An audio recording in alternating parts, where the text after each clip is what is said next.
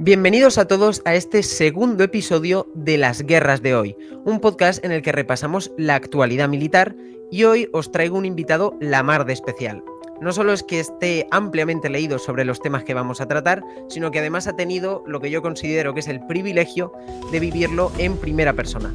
Os estoy hablando de Pablo Medina, un periodista de guerra que escribe y trabaja como poco, por lo que yo me he enterado, para La Voz de Galicia, pero mejor que se presente él a vosotros porque desde luego que va a tener muchas historias muy interesantes que contarnos. Así que nada, bienvenido Pablo y bueno, cuéntanos cómo te definirías. Pues me definiría como un curioso cabezón, porque yo siempre le digo a la gente que me dedico un poco a esto porque me plantaron la semillita en la carrera de dedicarme a este trabajo tan desagradecido a veces, con la semilla de la curiosidad que ya traía yo de casa, y ha sido un empecinarme con el trabajo y estar a trabajo constante, y aquí seguimos. ¿Cuándo dirías que es el punto en el que tú te planteas ser periodista de guerra? Porque desde mi propia experiencia personal, yo también hablo sobre conflictos bélicos, pero creo que hay una brecha muy grande desde hacerlo desde la comodidad de nuestra casa a llegar al punto de arriesgar tu vida para precisamente cubrir toda esa información. ¿Cuándo es el punto en el que te pesa más el no hacerlo que el riesgo que puedes llegar a asumir? Hombre, yo te diría que esto empezó un poco al principio de cuando yo estudié la carrera, en el panteón de nuestra facultad invitaron a Mar Ginedas y a David Berién, que en paz descanse. Y ambos, vamos, Margineda venía de estar secuestrado por el Estado Islámico hacía unos escasos meses. Y David Berén también había tenido ya un trabajazo en Afganistán, en América Latina. Y claro, toda la experiencia que reunían esos dos, digamos, titanes del periodismo, sentados en una misma mesa, tú lo veías y decías, es que no puedo no dedicarme a esto. O sea, ya más que plantearte ello el por qué dedicarte a esto, te cerraban puertas de escapatoria. O sea, ya al final, digamos que el camino estaba un poquito muchísimo más fácil después de escucharla a ellos. Luego, evidentemente, yo, o sea, ya tenía un bagaje con ciertas cosas, especialmente, o sea, Oriente Medio era un tema que me interesaba muchísimo, tanto históricamente como culturalmente. Aquellos eran los momentos duros de la guerra de Siria. Palestina siempre había sido una constante, entonces ya fue como el empujoncito que iba dando. Y lo único que ha hecho el haberme dedicado a esto ha sido incrementarlo. O sea, darme la seguridad y la certeza de que esto es lo que yo tengo que hacer, porque yo tengo las cualidades y tengo el interés suficientes como para poder arrastrar una carrera profesional en este terreno. ¿De qué año estamos hablando? Pues esto sería de 2014, más o menos. O sea, llevaría la guerra de Siria a 3-4 años. O sea que ya llevas prácticamente cerca de una década dedicándote profesionalmente a esto. Bueno, a ver, o sea, eso fue cuando estudiaba. Yo realmente, como periodista en activo en este terreno, llevaré 4 o 5 años. O sea, también tengo 29. mm, no ha dado tiempo para más, digamos, entre estudio, entre formación y tal, pero sí, hombre, o sea, ya algunos pasos se han dado. Bueno, dices que no da para mucho, pero vamos, cuando concretamos esta llamada me pasaste los conflictos en los que habías estado y tengo que decirte que para haber visitado todos esos frentes en un solo lustro, en mi opinión, cunde bastante. De hecho, de todos esos escenarios, o si quieres, puedes enumerar rápidamente a la audiencia en qué lugares has estado para que ellos se ubiquen también. Pues mira, o sea, yo empecé, me acuerdo que mi primera cobertura fue a Irak, al- más concretamente al Kurdistán iraquí, porque me interesaba mucho cubrir toda la posguerra que habían mantenido el país con Estado Islámico. Y después de eso me fui a Ucrania, que bueno, fue como a los poquitos años. también he estado en Palestina, en la frontera turco-siria. Por aquel entonces, claro, todavía seguía el régimen de Bashar al-Assad en activo. Yo no podía entrar, evidentemente, y bueno, o sea, luego tengo una anécdota que igual cuento de cómo fue aquello. Estuve también en el Líbano iniciada bueno, antes de iniciarse la guerra con Israel, y Palestina, y luego ya por último Siria, claro. ¿Palestina, estamos hablando de la franja también?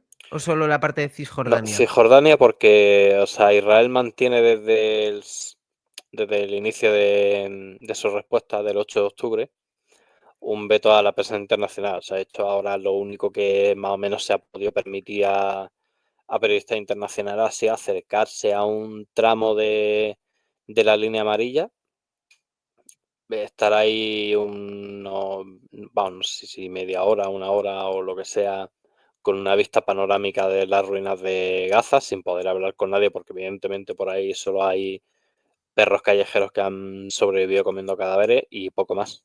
O sea, no se puede entrar en Gaza y tiene pinta de que no se va a poder en bastante tiempo. Es decir, esas cifras que se publican de centenares de periodistas muertos son periodistas gazatíes, o sea, son periodistas locales. No hay ninguno de la BBC ni de... Bueno, Al Jazeera puede ser, ¿no? Quizás Sí, sí, tienen claro, o sea, a ver, algún... o sea, hay periodistas que trabajan para la BBC o para Al Jazeera, vamos, la mayoría de hecho han trabajado para Al Jazeera, pero son periodistas gazatíes y la Sí, mayoría todo, vale, son, todos claro, claro. locales. Vale, vale, vale. Porque, claro, hace un tiempo, quizás hace ya 6 meses o 7, o quizás más, porque la guerra de Gaza, aunque solo lleva 2 años, se está haciendo larga. Em, Recuerdo que Israel, no recuerdo si fue exactamente el gobierno, pero bueno, se instalaron como una especie de prismáticos en la frontera, como una especie de atracción de ocio en la que Sí, los los miradores. ciudadanos podían pagar para ver, bueno, para ver las explosiones y las ruinas, como tú bien indicas. Pero, claro, partiendo de esta base, yo siquiera era consciente de que el periodismo en la franja estaba tan ceñido a únicamente los que ya viven allí, o sea, los que no tienen que entrar porque padecen toda la guerra desde dentro. Y de todas maneras, desde fuera, aun estando en Palestina, pero desde la otra parte, pudiste hablar, ¿no? Supongo, con gente afectada por la guerra o en general, ¿cómo ha repercutido el conflicto en Gaza a los que habitan la Cisjordania? Pues la ha reventado. O sea, hay que partir de la base de que cuando empieza el 8 de octubre, digamos, el día después de los ataques de Hamas, Israel experimenta una experiencia ultra traumática que se traduce en forma de ultraviolencia también. Y eso, claro, tiene un único destino que es el mismo que ha tenido, por otro lado, desde 1948, que ha sido el pueblo palestino. O sea, a Israel le ha importado bastante poco que haya sido Hamas o haya sido el ataque desde Gaza o el despliegue y la excusa perfecta para cometer contra el pueblo palestino estaba ahí. Y cuando tú llegabas, por ejemplo, a la zona este de Jerusalén, al barrio árabe, estaba desierto. Y los cortes en carreteras por Cisjordania para moverse eran más habituales. La violencia de los colonos se disparó cuando ya estaba disparada, porque, o sea, antes de la guerra habían muerto 300 y pico palestinos en Cisjordania. ¿En Que cuánto claro, que tiempo? esto en unos escasos meses, o sea, desde enero a octubre.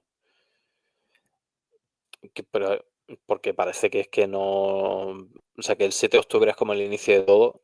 Es un conflicto muchísimo más largo. O sea, son 80 años de conflicto. Esto es solo otro episodio. O sea, está la intifada y está esto. Pero, pero esto traumatizó también un poco a. O sea, vamos, traumatizó bastante a Israel, que por otro lado se ha ultra radicalizado muchísimo más. Y luego en Palestina, yo no recuerdo un día en el que no estuviese todo. O sea, lo habitual es que cuando hay un muerto civil en una ciudad, digamos que sea como una huelga general en solidaridad con ese muerto. Yo recuerdo bastantes pocos días en los que yo haya visto comercio abierto. O sea, que ese es el impacto que ha tenido. O sea, todos los días había funerales, todos los días había asaltos nocturnos, todos los días había redadas, todos los días había asaltos de colonos a zonas rurales. Y es que al final, sabiendo al final que la presencia de Hamas en Cisjordania es residual y casi irrisible. O sea, yo me acuerdo de haber ido a un funeral de un chico palestino y lo único que había ahí de Hamas. Es habitual que los funerales en Palestina sean una especie de mítines políticos, ¿vale? Aparece ahí gente de Hezbollah, gente de Fatah, gente de todos lados. Lo único que había de Hamas eran 4 críos que tendrían como unos 16 años con banderas que simplemente se pusieron ahí para hacerle como una especie de entrada al ataúd. Todo el mundo le ignoró por completo y hasta ahí. O sea, estamos hablando de que Israel nunca ha necesitado la excusa de Hamas para hacer su guerra y su ocupación. A ver, está claro que el conflicto israelí es probablemente uno de los más complejos que hay yo diría que hay activos ahora. Se me ocurren muy pocos con un panorama tan intrincado y de hecho el propio mapa, ¿no? Al final es el que configura todo eso, porque el tema de que tú vayas ocupando un sitio que no te pertenece, en principio, es que cuando han pasado 35 años, los que viven ahora en ese sitio sí consideran que les pertenece. Esa es precisamente la manera de la que Israel ha ido poco a poco haciéndose con Cisjordania, porque realmente es que no tienen un territorio unificado. Está completamente fragmentado y entiendo que la autoridad allí de facto, de jure no, pero de facto sí, es la autoridad israelí, tanto el ejército como las entidades políticas, entiendo. Sí, sí, claro. O sea, de hecho, vamos, en Palestina mucha gente considera que la autoridad nacional palestina que dirige Mahmoud Abbas está ahí un poco por estar. Porque en materia de seguridad y en materia de desplazamiento, de ir a trabajar, porque también hay muchos palestinos que trabajan en Jerusalén, al final es que todo eso lo está decidiendo Israel. Hay mucha parte de, por ejemplo, las finanzas palestinas que también dependen de las subvenciones israelíes.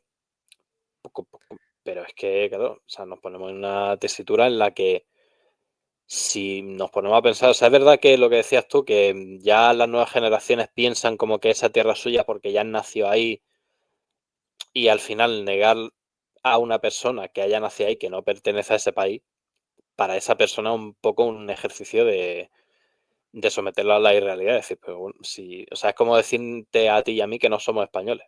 O sea, es un ejercicio que para que nosotros nos lo podamos crear hay que hacer un esfuerzo bastante gigantesco. Para ellos también. El problema es que, claro, cuando todo esto viene acompañado de una narrativa sionista a la que no le importa ya ni etnia ni religión más que la suya, ahí es cuando vienen los problemas.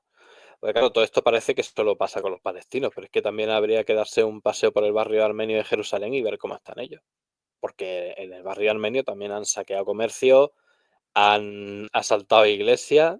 Bueno, de hecho, lo de los templos también, en el sur del Líbano también hemos tenido imágenes de asalto a templos. En el sur de Palestina, en Hebrón, también los últimos días hemos tenido asalto a mezquitas. O sea que al final es que el proyecto israelí es un proyecto etnonacionalista radical religioso que a mí, sinceramente, a estas alturas de conflicto se me hace muy difícil creer que estemos hablando de una democracia.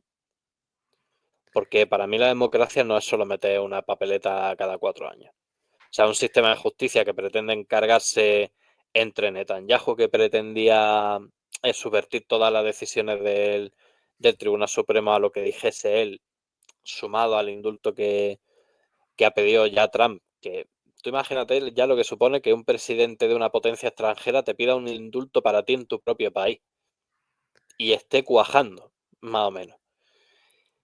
Eh, la violencia de los colonos que está desatada, la visión de que hay ciudadanos de primera y de segunda. O sea, esto ya pasó cuando se aprobó la ley del Estado-Nación judío, que ya decía que Israel era solo para los judíos, con lo cual todo árabe, todo musulmán, todo cristiano, pues ya tampoco tenía los mismos garantes legales que un israelí o que cualquier judío que se plantase ahí viniese de fuera o de mismo dentro. Y al final es que, claro, proyectar esa imagen de proyecto político frente a un territorio que además insinúas que es tuyo, y no solo hasta ahí, sino que también quiere llegar hasta el Éufrates, pues, hombre, ya más o menos se le empiezan a dar las patas al gato.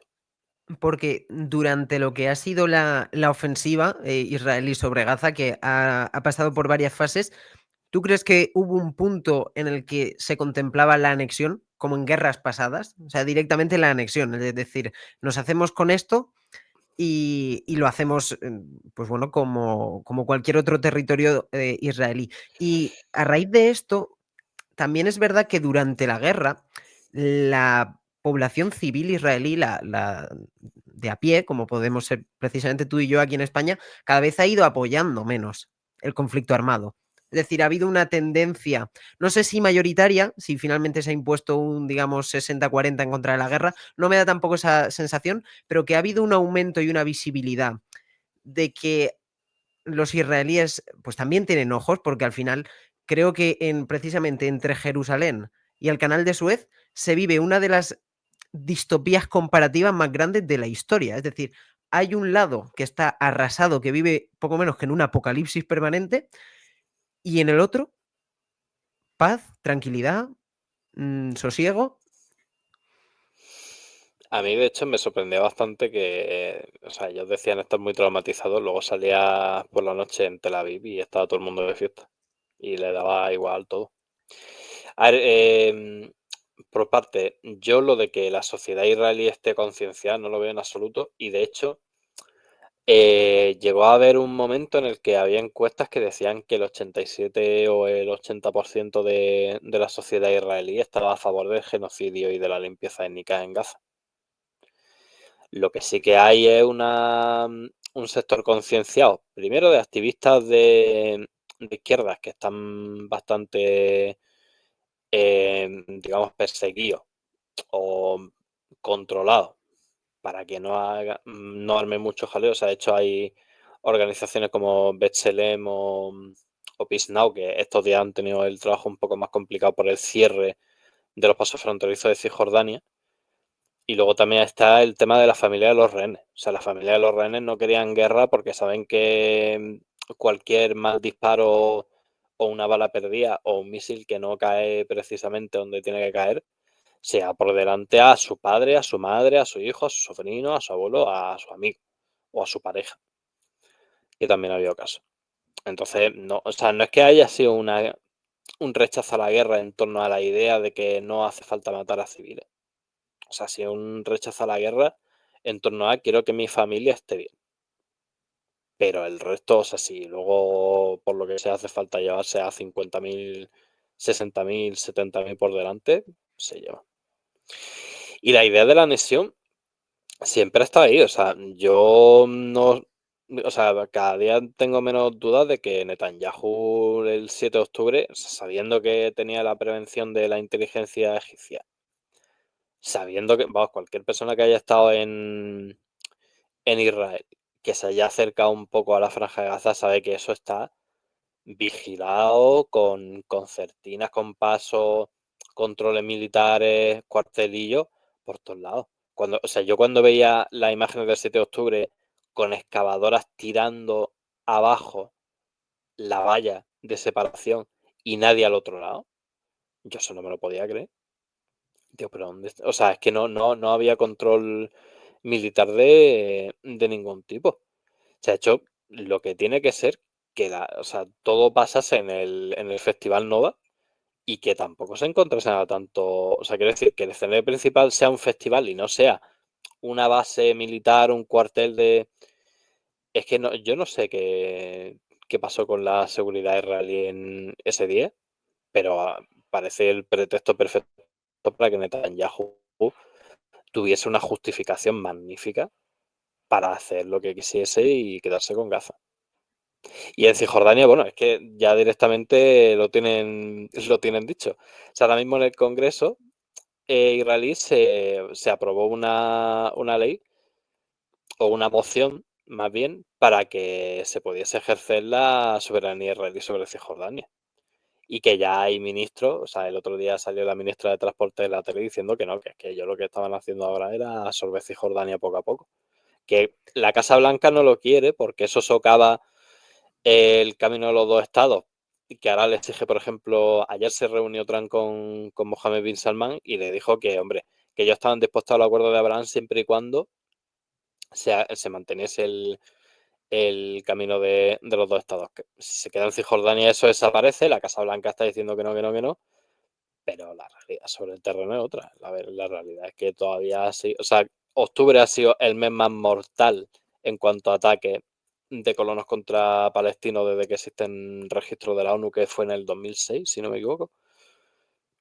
O sea, si es que al final el sionismo es un proyecto que se cimienta en una creencia que tenía Theodor Herzl, que era desde el Nilo hasta el Éufrates, que es que no es solo Palestina, que es desde Egipto hasta Irak.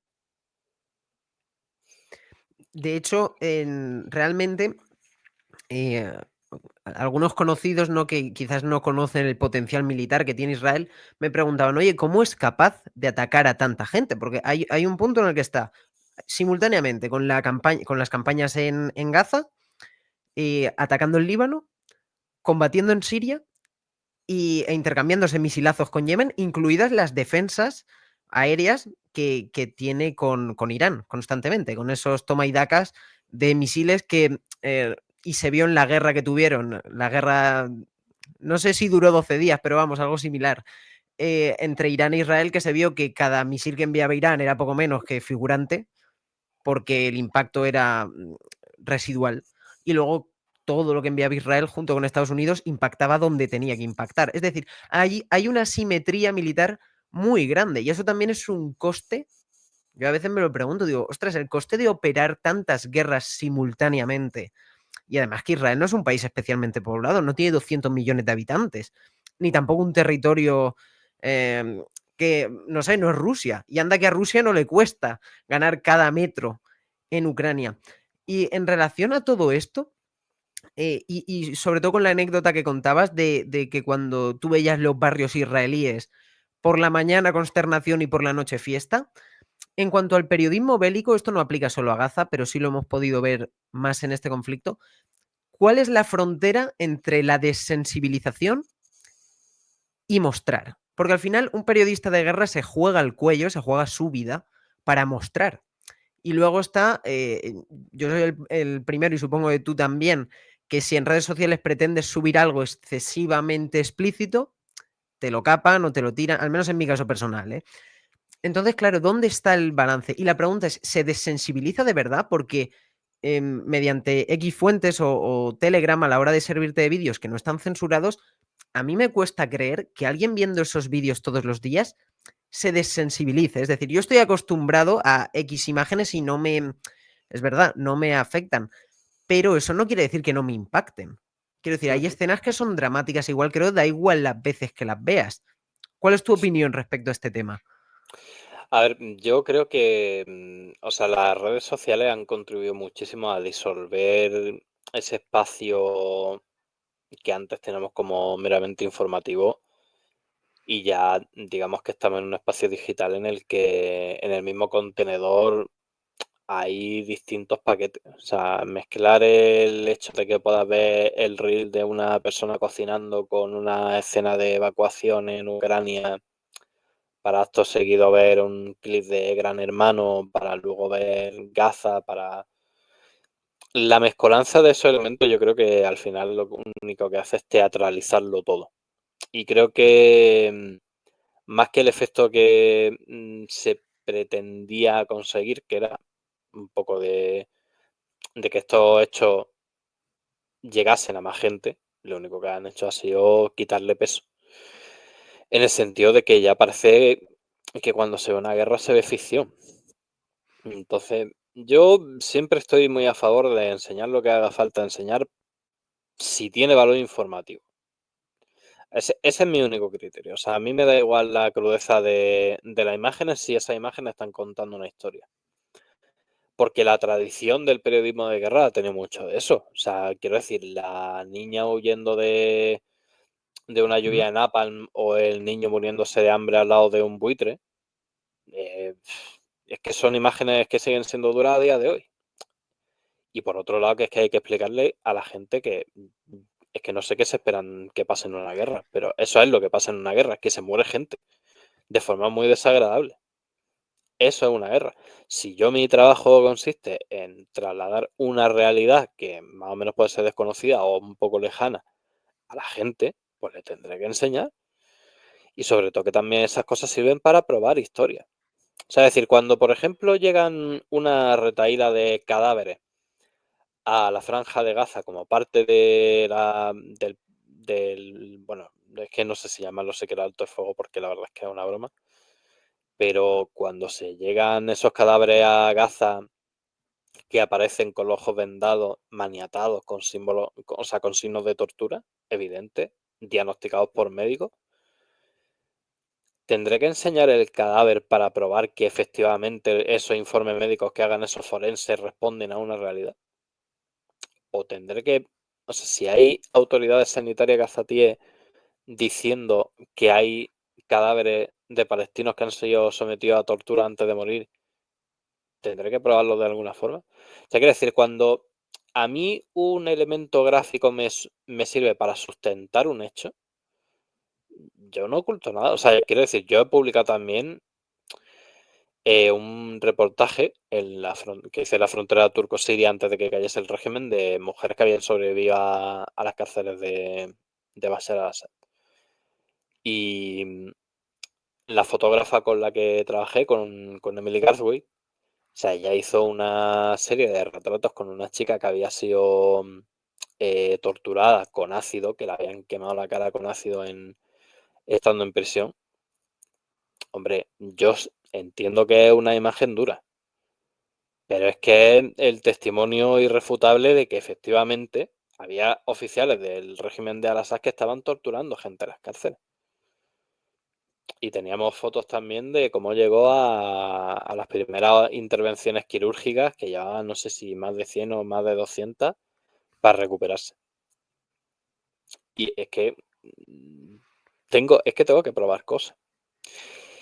Y si está entre la sensibilidad de la gente y la honestidad de mi trabajo, pues sinceramente prefiero la honestidad de mi trabajo. Porque, quiero decir, no ha hecho falta ponernos hasta ahora para que la gente empiece a sensibilizarse de ciertas cosas. O sea, con Palestina ya había muchísima sensibilización. Con el hambre en África siempre había muchísima sensibilización desde que yo era pequeño. O con el narcotráfico en América Latina. Vamos, con el narcotráfico, con los problemas derivados del narcotráfico. Quiere decir que no hace falta que... Y luego, sobre todo, para mí hay una falsa sensibilidad también de gente de... Es que esto no puede enseñarlo... Pues chicos, es que hay que acostumbrarse también a como el mundo real. O sea, que en Europa vivamos en una burbuja de paz y tranquilidad no significa que al otro lado de la ventana, o sea, si descorre un poco la persiana, el mundo está ardiendo, ¿eh? O sea, que... Claro, es que precisamente en relación a lo que comentabas sobre la ficción, yo hace unos meses acudí a un podcast y me preguntaron, un podcast que todavía no ha salido, por eso no digo el nombre, y me dijeron, si tú, no era exactamente así la pregunta, pero bueno, me preguntaba más o menos sobre si tú irías a una guerra, pero claro, ir a una guerra no es ir a una feria. Y yo más o menos lo que respondí es, dudo mucho que si alguien supiera de verdad a lo que se va a enfrentar, quisiera ir voluntariamente. Vamos, salvo, no sé, una necesidad, pues, que desde luego en España no tenemos ese contexto y dudo que lo tengamos. Pero que hay veces que quizás no se entiende, que en parte también es la labor que yo procuro hacer desde Almuerzo Historia, el tema de concienciar de que precisamente en una guerra muere gente, pero no muere gente como en una peli, muere de manera mucho más desagradable, muchas veces mucho menos épica. Hay veces que Yo de prácticamente... hecho, mira, me va a permitir que te interrumpa porque, Sí, o sí, sea, por justo has supuesto. tocado una cosa que yo estoy muy empeñado también en decir. Yo soy muy fan de la fantasía en general, ¿vale? O sea, soy un apasionado del Señor del Anillo, vengo de ayer jugar a Dragon y Mazmorra. O sea, el tema de la épica está muy presente en mi vida, pero la épica está bien para la ficción. O sea, en la vida real no hay épica. Y si la hay es muy desagradable, porque implica gente muriendo por muchas partes. Entonces, la visión que a veces tiene alguna gente de la guerra de "Buah, que está guapísimo, que estén tirando aquí misiles, no sé qué, o el otro día, mira cuando salen los misiles de la cúpula de hierro y la élite y tal, no sé qué". Es que a eso es lo que me refería con la teatralización, que es que o sea, al final la gente se lo toma como si fuesen efectos especiales cuando en plan de, tío, que esas misiles van a caer en casas de gente y las van a matar, ¿sabes? Pero es que Yo hay gente una de frase verdad, que no son personajes, es que es gente de Sí, verdad. sí, sí. De hecho, en relación a lo de la fantasía, hay una frase que me gusta repetir bastante, que es que en las guerras no hay bandas sonoras. Porque muchas veces en las películas, si la gente se da cuenta, mola lo que mola por la música. Quizás Ujú. siquiera por lo que está sucediendo. Pero es que en la guerra la banda sonora que hay es aterradora. De No, hecho, no, no es. fíjate que yo hice un reportaje en Ucrania de... ¿En qué, O disculpa, sea, ¿en qué frente estuviste? ¿O en qué ciudad? ¿En qué región? yo ahí estuve en Kharkov. Eh, Estuve a finales, a ver si me acuerdo. Creo que a finales de 2022 fue esto. Sí, en diciembre de 2022. Estaba en Kharkov, conocí a un soldado que me estuvo contando cómo la música, de hecho, le ayudaba a sobrevivir a todo el efecto tan traumático que es una guerra que, o sea, que no solo pesa sobre los civiles, también pesan por en los soldados. Y me estuvo contando que eso, que, o sea, si no fuese por algunas canciones que él no, o sea, no podría estar levantándose todos los días para hacer lo que hacía. Y a mí eso, o sea, me parece que va un poco en la línea de lo que tú dices, que dices, a ver, sé que lo único que se escucha en una guerra, o sea, son bombas, son disparos, y a veces lo que más miedo da de todo, que es el silencio. Porque el silencio es como el preludio de, ¿a ti quién te dice que no vaya a pasar algo en 5 segundos? A mí el silencio me da muchísimo más miedo Que el que ruido. cualquier otra cosa. Sí, sí, sí, sí.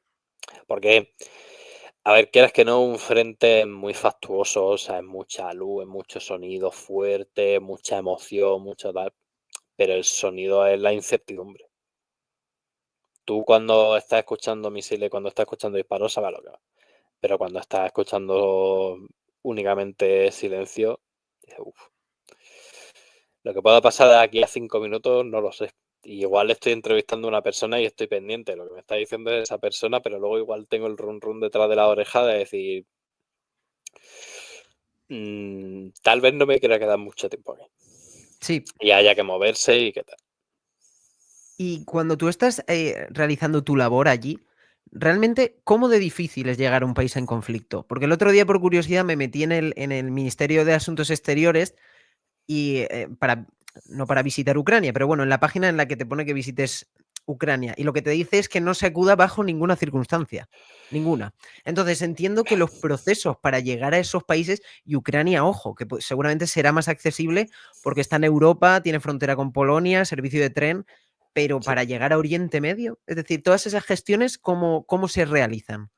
A ver, Ucrania además ha tenido sus fases. A mí me acuerdo que al principio era bastante complicado, o sea, no era imposible, ni... Además, nosotros siempre nos decían, en plan, no, es que hay que entrar antes de que se cierre la frontera. La frontera nunca se cerró.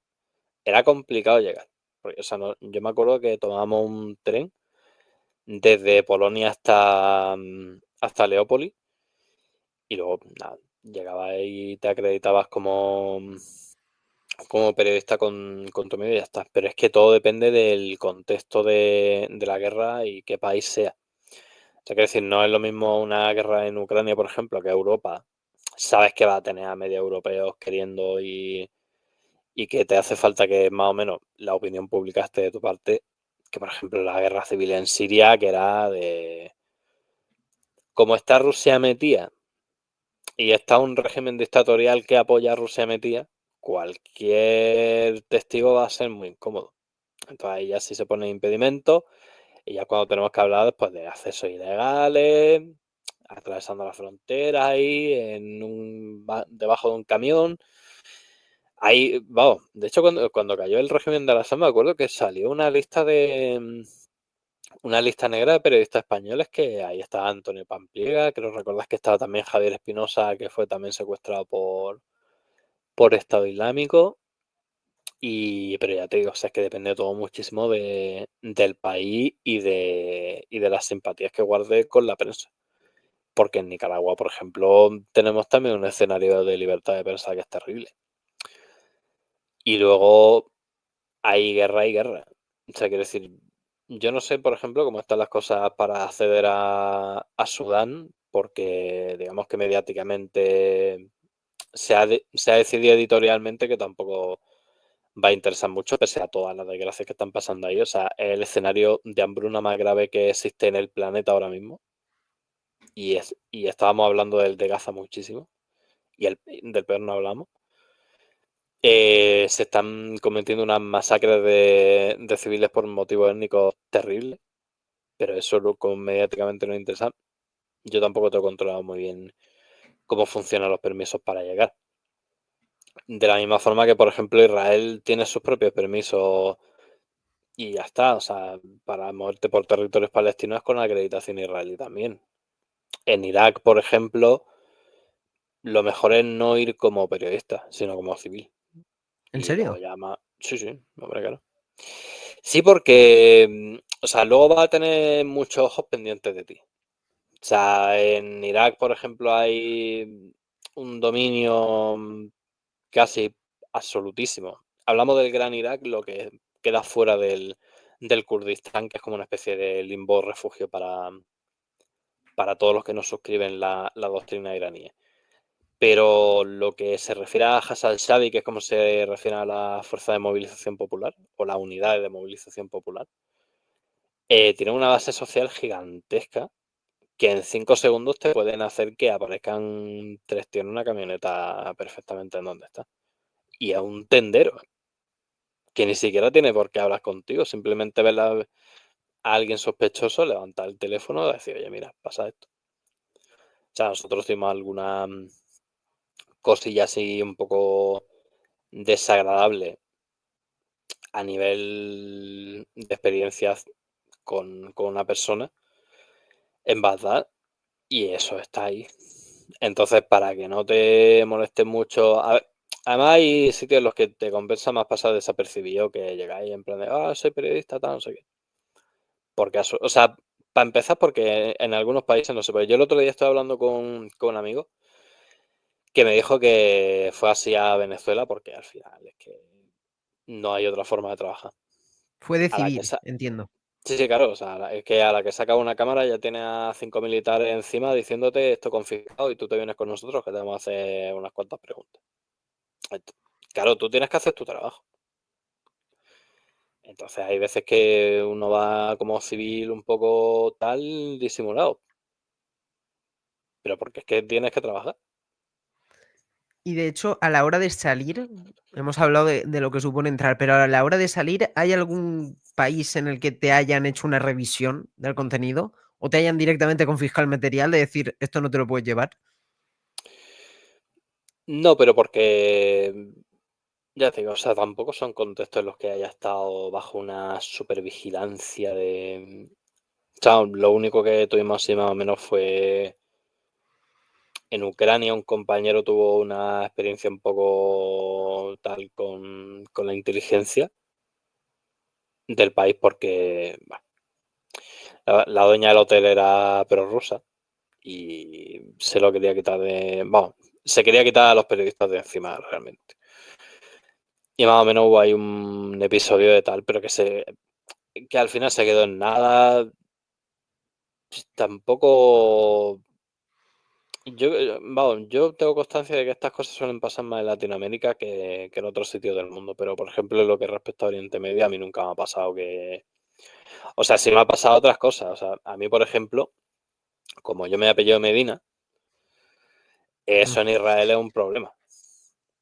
claro. Entonces, claro, o sea, yo siempre que voy a Israel es 2, 3 horas de interrogatorio mínima bien hecha. Eso en el aeropuerto. Luego ya lo que pase en la oficina de prensa será otra historia, lo que pase en los controles de carretera en Cisjordania también será otra historia, porque hay que explicarle a todo el mundo que no eres ni árabe ni musulmán. Bueno, y además si tengo sangre árabe no lo sé, pero que es que hay que estar dando explicaciones siempre. Pero no, o sea, yo a mí por lo menos no me ha pasado nunca que me hayan confiscado nada. ¿Y cuál dirías que ha sido el escenario en el que tú has visto mayor devastación? De estar in situ, me refiero. Evidentemente la Franja de Gaza en comparación con cualquier otro escenario por lo pequeña que es y la densidad de población que hay y el nivel de ataques, pues será seguramente el terreno más destrozado en relación a los edificios de toda la Tierra, probablemente, vamos. Solo hay que echar un ojo por Google Maps. Porque por Google Maps, por cierto, también se puede ver lo que has comentado, las masacres en Sudán. Y en parte asusta cuando te acercas a un pueblo y ves que esa mancha roja no es tierra, es sangre. Es un baño de sangre en el que además se ven los cuerpos, se ven con una calidad relativamente mala, pero bueno, que es completamente apreciable. Pero bueno, lo que era la pregunta, ¿cuál ha sido el escenario, el lugar en el que tú has llegado que ha estado todo más hecho polvo? Es lo que decías tú, que es que, o sea, al final Gaza es, o sea, un sitio que está absolutamente destrozado. Lo que pasa es que eso, claro, solo lo hemos podido ver o por Google Maps o por los propios periodistas que trabajaban en Gaza y que siguen trabajando en la franja y que más o menos nos siguen contando como pueden lo que pasa dentro. Pero yo, o sea, digamos, como acto de presencia allí no he hecho. Yo me acerqué a uno de los kibbutz que estaba muy pegado tanto a Gaza, creo que estaba como a, no sé si a 20 kilómetros del paso de Kerem Shalom o una cosa así. Y más o menos se intuía algo, pero esto, claro, al principio de la guerra que tampoco daba la vista para mucho más. Pero quitando eso, y yo creo que con bastante diferencia, lo peor que he visto ha sido Homs en Siria. ¿Ha sido qué? Homs. Homs. O sea, yo me acuerdo que cuando llegué a Homs, es que no había un edificio al que no le pasase algo. O sea, incluso digamos, la plaza donde está la mezquita de Khalid Ben Walid, la cúpula para empezar ya estaba reventada porque se la cargaron los rusos. Y la reforma la pagó Kadyrov, que además es horrorosa, por cierto. Pero es que todo lo de alrededor eran edificios resquebrajados y edificios reventados. Y luego dimos una vuelta por el barrio de Jalidilla y estaba todo fatal, fatal. A mí, de hecho, me llamó muchísimo la atención, o sea, porque había gente que estaba volviendo poco a poco a Jalidilla y nos contaban que estaban haciendo un poco evaluación de daño y presupuesto para ver cuánto costaba reconstruir la casa. Y había incluso quienes se habían aventurado un poco a volver allí para pasar el invierno. Un invierno bastante duro, que en Siria hace un frío bastante, bastante bueno en invierno, con todas las casas destrozadas. Y a mí me sorprendió muchísimo porque también era la época en la que los líderes europeos se lanzaron todos en masa a decir que nada, que Siria ya era segura y que ya se podía volver. O sea, para empezar, lo primero era mentira porque había una serie de venganzas y retribuciones forzadas por años de abuso del régimen muy grande y había prácticamente, yo me acuerdo que en Alepo había tiroteos prácticamente todas las noches. Bueno, no tiroteos, pero sí ejecuciones sumarias, pero a punta pala. Y en Homs, yo me acuerdo que coincidí con un hombre que me enseñó su casa, cómo estaba y tal, y me dijo, en plan, yo he vuelto aquí, pero es que yo no sé, o sea, esto que me estás contando tú de que están diciendo ahora los europeos que se puede volver, ¿qué tal? Pero ¿a dónde va a volver la gente? Y claro, lo que me enseñaba era un solar de ruinas muy grande, pero es que era inmenso. O sea, Homs es una ciudad muy grande y está toda en ruinas. O sea, el nivel de eso, claro, había sido la capital de la revolución, pues el castigo había sido mayúsculo. Criminal. Sí, sí, hombre, pero vamos, es que todo, prácticamente todo lo que hizo el régimen de Bashar al-Assad es criminal, o sea que... De hecho, con la caída de Siria que hubo, bueno, no de Siria, del régimen de Al-Assad, em, yo recuerdo que publiqué un vídeo, sería febrero de este año, febrero del 25, en el que decía que los rusos se iban de sus dos bases, de la aérea de Al-Gemeini y de Tartus también. Y me acuerdo que vi un montón de comentarios, pero un montón, me llenaron el vídeo diciendo que no, que eso era mentira. Yo es verdad que conforme iban pasando los meses, todas las noticias eran los rusos no están, los rusos se han ido, los rusos no están. Ahora te lo pregunto a ti, ¿los rusos se han ido de verdad? Pues parece que no, porque, a ver, es que conceptualizar qué significa los rusos se han ido también es un ejercicio. Y vamos a intentar resolverlo. A ver, la base de Gemeimin y de Latakia y de Tartus y de generalmente toda la base importante que tenéis Rusia han sido objeto de discusión entre Ahmed al-Shara y Vladimir Putin no hace muchos días. Creo que hace un par de semanas que fue al-Shara de visita oficial a Moscú para estrechar lazos con el Kremlin, porque sabe que necesita la garantía de que Putin no va a intentar colársela al nuevo régimen para intentar restaurar a la dinastía de los Assad. Y por otro lado, Putin también necesita la garantía de que sus bases militares se tienen que quedar en suelo sirio, porque no solo es por la presencia que quiere mantener en Oriente Medio, sino también porque todas estas bases también servían de lanzadera para su operación en África. Y ahí sigue teniendo clarísimos intereses, porque digamos que África está siendo cada día más un territorio prácticamente sin disputa para que Rusia y China ganen influencia geopolítica por el creciente rechazo mayúsculo que ya existía, pero que cada día va más hacia Occidente. Pues claro, si no hay competencia, pues hay que mantener Hay que contacto. aprovechar. Exacto. Y luego, es, el tema de las bases es que es incierto realmente. O sea, ¿sigue habiendo rusos? Sí. ¿Y sigue habiendo bases rusas? Sí.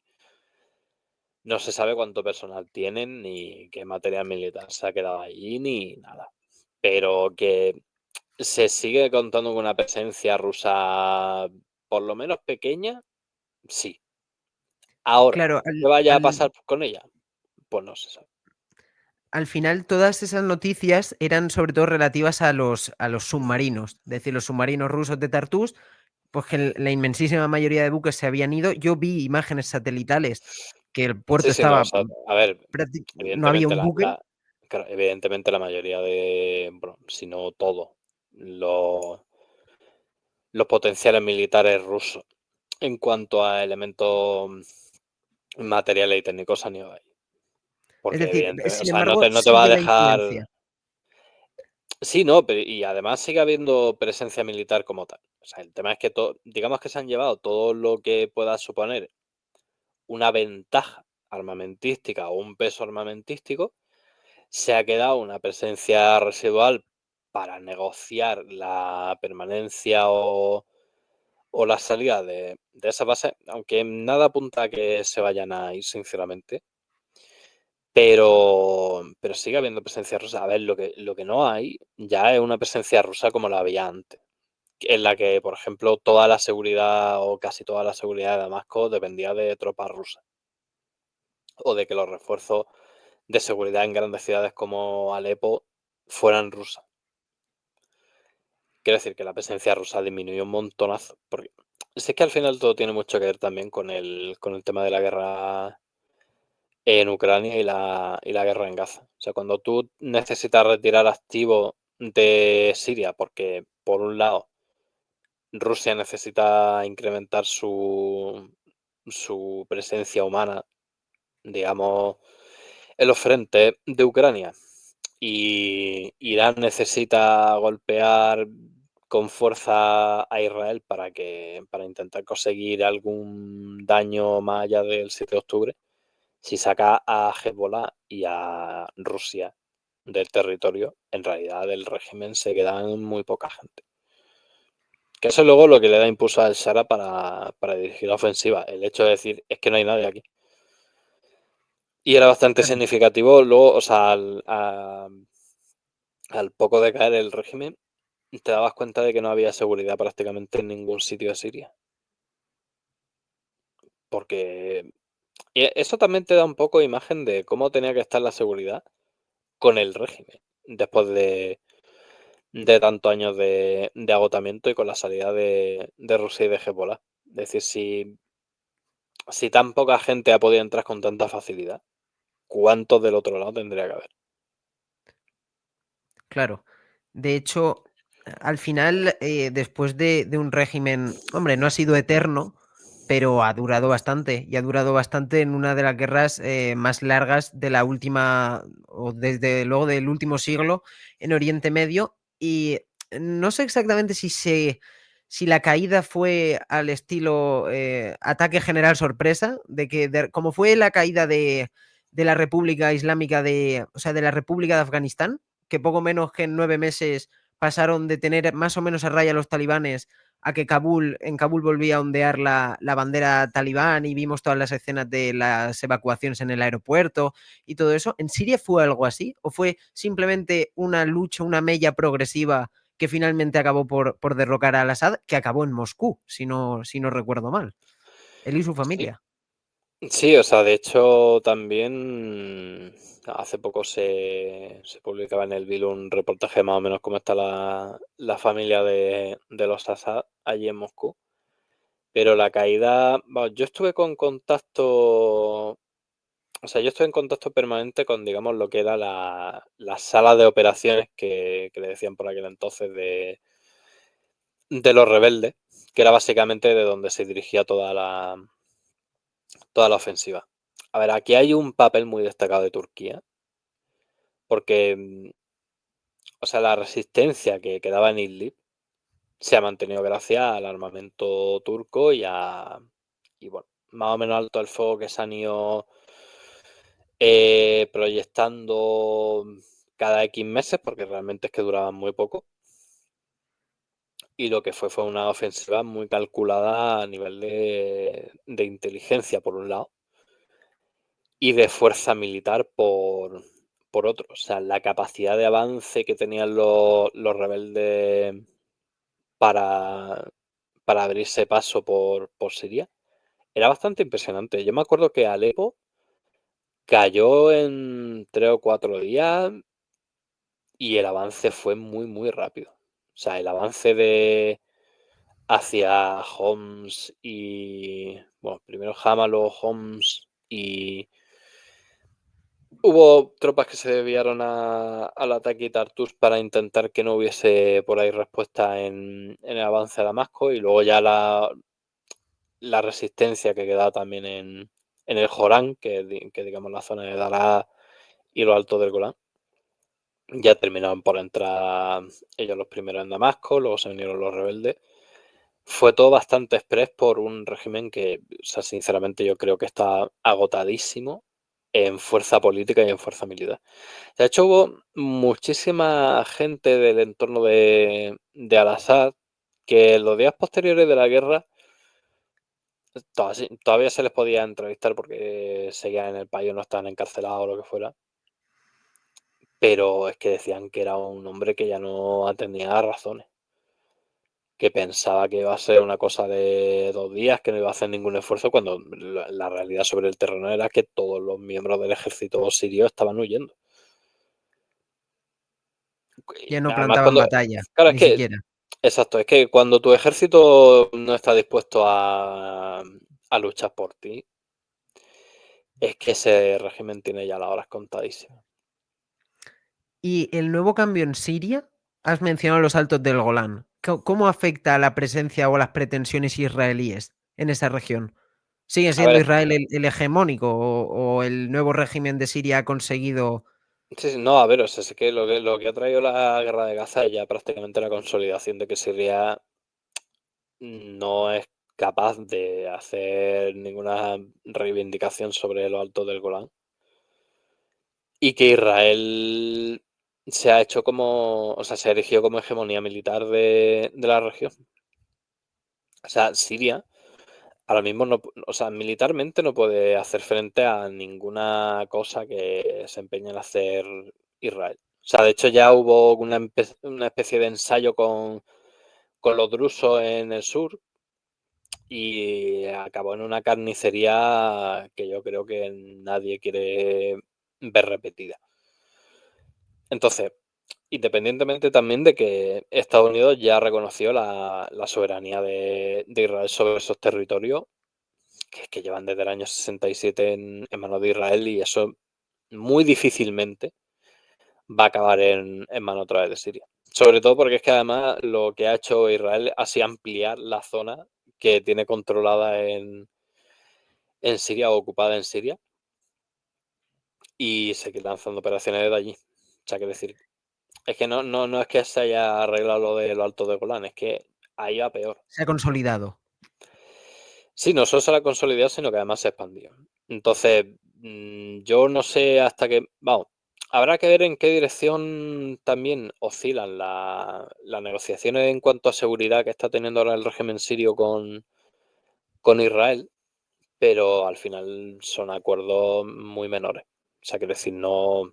Plantear una situación de que Siria se vaya a plantear firmar ahora los acuerdos de Abraham, por ejemplo, o sea, eso es impensable por toda la naturaleza del país.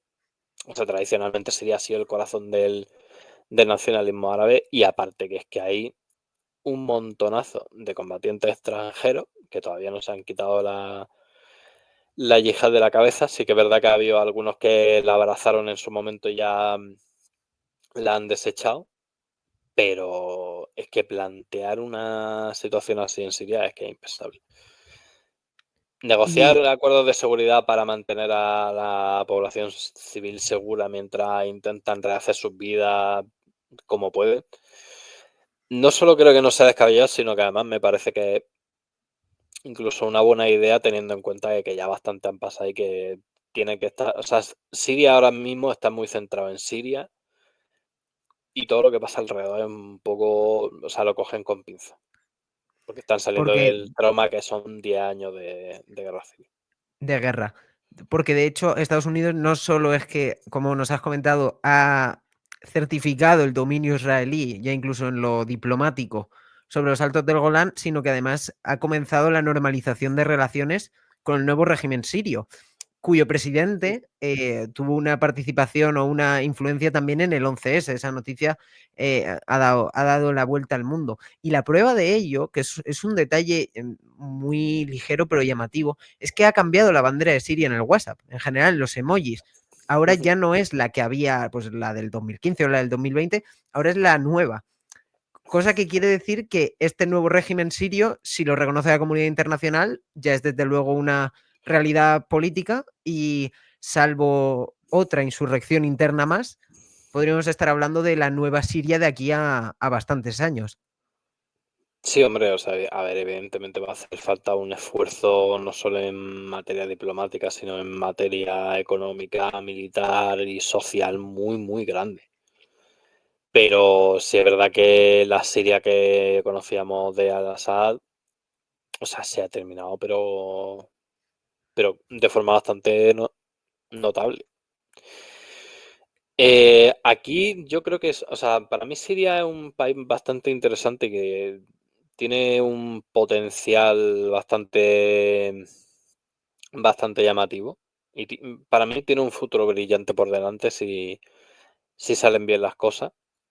Pero claro, hay que considerar que primero se tienen que levantar las sanciones porque si no ese país no puede funcionar. O sea, el régimen ya está acabado, esas sanciones nunca tuvieron sentido realmente porque al final las sanciones económicas suelen afectar más a la población civil que no tiene culpa ninguna de que le gobierna un dictador. Pero ya que no existe un régimen tan criminal como el de Al-Assad, se necesita levantar esas sanciones para que pueda prosperar económicamente y luego evidentemente necesita impulsarse hacia el exterior de una forma brutalísima. O sea, salir de ese aislacionismo tan enquistado que tenían los Assad. Luego, en reconocimiento internacional, yo creo que ya desde que Al-Shara pudo hablar en la Asamblea General de la ONU, yo creo que ya el reconocimiento internacional ya está hecho. A ver, se ha reunido con Trump, se ha reunido con Putin. O sea, cuando ya te estás reuniendo con las grandes potencias mundiales a nivel de estados, a nivel oficial, yo creo que por la parte del reconocimiento ya no va a tener absolutamente ningún problema de legitimidad. Y en cuanto a materia de seguridad, todavía le quedan deberes pendientes. O sea, sí que es verdad que para, para mí no... O sea, lo de conservar los combatientes extranjeros que ayudaron a derrocar al régimen es una mala idea. Pero creo que deshacerse de ellos de momento es un poco mala. Porque ahora Estado Islámico intenta tener también su cuota de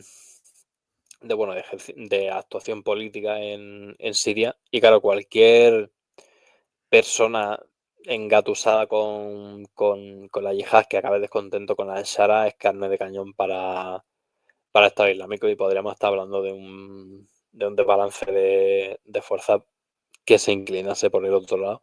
Que ahí sí que sería, por ejemplo, cuando veríamos una situación parecida a la de los talibanes. Porque yo me acuerdo al principio de la caída del régimen que se quería vender una Siria absolutamente dominada por el islamismo, mujeres con burka y tal. O sea, no se ha visto nada de eso en este año.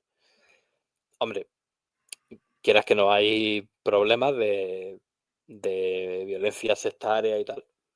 Pero es que eso, o sea, al final es una constante en Oriente Medio y no es una cosa derivada tampoco de cara a este Al-Shara. O sea, si es que antes también había violencia sectaria. O sea, los suníes también eran una secta antes cuando gobernaba Al-Assad. Entonces, tiene muchos desafíos por delante, pero el potencial que tiene y la oportunidad, el camino de oportunidades que tiene por delante me parece muy, muy amplio. Sobre todo porque es un país riquísimo en petróleo, es un país riquísimo en patrimonio cultural, o sea, en materia de castillos medievales, de ruinas romanas, de patrimonio islámico de grandísima importancia. Es que es un país que, o sea, podríamos estar hablando perfectamente de un país que se pusiese al nivel de Italia en cuanto a importancia o de atractivo turístico, con el potencial de toda la máquina petrolera que hay en el suelo del país. Ahora Además, que Siria, se le vaya a permitir funcionar autónomamente, eso es ya otra otra historia, cuestión. porque suele ser difícil en Además, esa Siria región. está especialmente bien posicionada en el Mediterráneo hasta el punto de que podría ser el puerto de salida de todo, evidentemente, todo el material petrolífero del interior del país, pero del resto de países.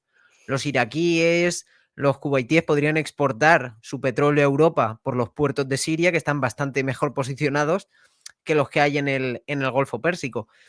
Y como tal, ha sido no una década que va, pero más, de hecho. Han sido casi 15 años de guerra. A Siria le queda un camino largo y tortuoso por recorrer, porque al final lo que comentabas de las influencias islámicas efectivamente no es propio como tal de la personalidad que ha tomado el poder ahora, es algo que se atribuye a toda la región, poco menos, no es una cosa exclusiva de Siria.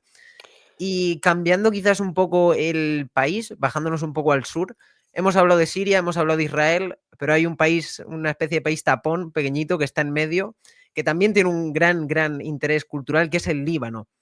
El Líbano ha tenido también su propia, bueno, no el Líbano exactamente, la ha tenido Hezbollah con Israel, a raíz de aquella gran operación de los Buscas, que gran parte de los milicianos o un número considerable de milicianos de Hezbollah fueron aniquilados en un instante. La verdad que no aniquilados, pero bueno, fuera de combate. Cuando te explota un dispositivo en el vientre, pues aunque no te mate, vas a estar fuera de combate un tiempo. No, y civiles Y, también, ¿eh? O sea y civiles que... también.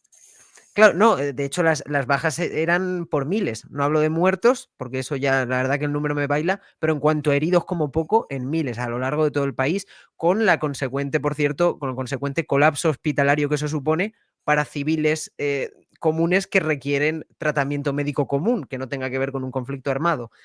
Pero ¿realmente la ofensiva de Israel sobre Hezbollah sirvió? Es decir, ¿hubo un desgaste considerable que vaya a retrasar la actividad o a limitarla en pro de los intereses israelíes de manera considerable? ¿O simplemente fue una especie de refriega más o menos larga, pero que tampoco ha tenido un impacto clave? Hombre, yo sinceramente antes de que pasase su guerra personal entre Netanyahu y todo el mundo que le rodea, a mí se me hacía difícil pensar en un Líbano sin Hassan Nasrallah. Y por lo que sea, 2 años después de eso, lo estoy viviendo. Pero no solo sin Hassan Nasrallah, sino con toda la infraestructura que tenía Hezbollah en el sur del Líbano. Sí, me acuerdo hablando con un amigo militar que siempre me contaba más o menos eh, cuando estaba ahí o cuando compañeros venían de ahí, el tipo de tensiones que se vivían en el Líbano por el tema de que Hezbollah tuviese presencia al sur del río Litani y Israel estuviese vigilante y que se sumase de esa forma a la guerra con Israel después del 7 de octubre. Israel ha debilitado muchísimo a Irán. Se pone uno a pensar y realmente, de las pocas verdades que ha dicho Netanyahu sobre esta guerra, las puedo achacar a que se ha cargado medio mundo asimétrico de Irán. Porque se ha deshecho de Nasrallah en el Líbano, se deshizo de Haniyeh y de Sinwar por partes separadas en Irán y en Gaza. Mató al primer ministro también de los hutíes. Al-Assad no existe, ya como agente político, ni siquiera su zona de influencia y ha conseguido romper con ese refrán que existió durante muchos años, que se podía llegar en taxi desde Teherán hasta Beirut. Y ya solo queda Irak. O sea, como zona de influencia ya máxima de Irán, solo queda Irak. Porque ahora la logística con el Líbano es muchísimo más difícil sin Sin Siria. Siria. Y, hombre, tampoco creo que después del castigo tan severo que le ha infligido Israel al Líbano, no solo a Hezbollah, es que también a civiles. Lo que mencionábamos antes del Busca también me parece muy llamativo porque pasó como muy desapercibido que, claro, como la operación fue muy eficiente, esa operación también afectó a civiles, que decimos, o sea, estamos hablando de un país que literalmente le ha puesto explosivos a civiles por tener una ideología en un país que ni siquiera es el suyo. Y que no han supuesto ninguna amenaza en ningún momento para Israel. Que yo no sé. Va, la normalización de este tipo de cosas a mí sinceramente me asusta. O sea, todo lo que hemos estado viviendo en Oriente Medio de saltarse a la torera la legislación internacional, o sea, para mí abre unas puertas peligrosísimas de que ya nadie la respete y de que aquí se puedan cometer todo tipo de animaladas. Pero Líbano ahora también está en una situación un poco curiosa porque bueno, el presidente Joseph Aoun ha propuesto el desarme de Hezbollah. Hay un poco de tensión en a ver si se produce o no, porque evidentemente Hezbollah no va a estar dispuesto, como tampoco lo ha estado jamás con el alto el fuego. Pero ya ha dejado claro aún que el futuro del Líbano también pasa un poco por negociar con Israel. Y yo creo, por tal como apuntan las cosas, no, yo tampoco quiero aventurar nada porque, o sea, al final soy periodista, no soy profeta. O sea, yo me La especializo bola en de hechos. cristal a ti tampoco te ha llegado, ¿no? No, no, no. O sea, ni quiero que me llegue. O sea, no, no quiero ni una tentación. Pero digamos que hay muchísimos puntos que apuntan a que la normalización de relaciones con Israel va a ser, como poco, una tendencia de consideración en los estados árabes. Eh, Y, Hombre, yo creo que aún apunta bien a otro periodo más o menos de tranquilidad con Israel, mientras por lo menos se resuelven cuestiones domésticas y se recupera un poco el sur del país y se normaliza un poco el país, que tampoco funciona excesivamente bien. Pero es que Es yo creo España, de que hecho, perdona, si no me sí. equivoco, es España la que ahora mismo dirige la misión de las Naciones Unidas de patrulla en la frontera entre Hezbollah e Israel, en el sur del Líbano. Sí, de hecho, o sea, a las 5 de la mañana de hoy creo que le ha dado la despedida de Margarita Robles al relevo de tropas que se iba hacia allí. Y efectivamente hay un mando. Pero claro, esto no, quiero decir, a pesar de que sea el contingente español y que tenga un liderazgo español, es un contingente de la ONU. Con lo cual, es que más allá de un papel simbólico y de tal, si es que ya se le agredió a los cascos azules, tampoco ha tenido consecuencias. Sí, no, no ha pasado nada. O sea, la misión de la ONU en el Líbano, si no recupera un poco de seriedad, para mí no tiene mucho sentido que siga allí. Porque si en el momento en el que ya se empiezan a traspasar todos los acuerdos por los que se mantiene ahí a los cascos azules, se disparan, es que no sé. O sea, Israel incursionó en el Líbano, Hezbollah dijo que no se retiraba del sur ni para atrás. Los cascos azules sufrieron una agresión que tampoco tuvo una respuesta, ni diplomática en el seno de Naciones Unidas, ni militar en el terreno. No sé, o sea, es que yo sinceramente no le veo mucho sentido. Claro, porque al final, en general, toda esta política, porque si nos ponemos a enumerar, ¿no?, los países con los que Israel ha tenido agresiones, ha sido Siria, Líbano, Palestina, es decir, Todos, prácticamente todos. todo su entorno, porque de hecho, juraría que son todos los fronterizos, bueno, salvo Egipto y quizás Jordania, no recuerdo si Israel hace frontera con Jordania, yo diría que sí. Pero bueno, al final yo creo que también el conflicto en Gaza lo que ha generado, aparte de una cantidad de muertos dantesca, es precisamente a base de muertos dar un mensaje y un mensaje claro. Es decir, quienes nos hemos trajinado la hegemonía militar hemos sido nosotros y ahora todas las tendencias políticas, como poco van a ser más amistosas, lo que comentabas, ¿no? De que ahora en Líbano hay una tendencia contemplativa con las políticas israelíes o como poco con una cordialidad que permita el desarrollo de estos países. Porque el Líbano, al final, Gaza opaca y opaca mucho, pero en Líbano hubieron bombardeos en los que murieron 500 civiles en un día. Eso es bárbaro. De hecho, en Gaza hace un par de semanas hice un programa en el que repasábamos un poco la actualidad de bueno, de la guerra de Ucrania, de Gaza y de Sudán, y en Gaza no ha habido un día en el que mueran 500 personas. Y en el Líbano sí. Es decir, la brutalidad de los ataques no depende solo de si es Hamas o no es Hamas.